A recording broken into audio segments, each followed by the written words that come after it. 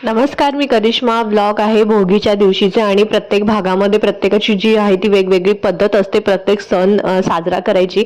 तर आमच्या भागामध्ये जे आहे ते भोगीच्या दिवशी ह्या ज्या संक्रांती असतात त्या अशा पद्धतीने पूजले जातात. काही काही लोकांमध्ये ह्या ज्या संक्रांती आहेत ते संक्रांतीच्या दिवशीच सकाळी पूजल्या जातात. इकडे संक्रांत आणल्यानंतर मी पाण्यात थोडा वेळ भिजत घालून स्वच्छ धुवून घेतले होते आणि त्यानंतर ह्याच्यामध्ये जे जे काही आपल्याला भरायचं असतं ते सर्व मी भरून घेतेय. ह्याच्यामध्ये जास्त करून ज्या आपल्या थंडीच्या भाज्या येतात त्या भरतात. गाजर, त्यानंतर तीळ आणि तिळगुळ, फूल असं बऱ्याचशा गोष्टी याच्यामध्ये भरल्या जातात. शेंगा भरतात.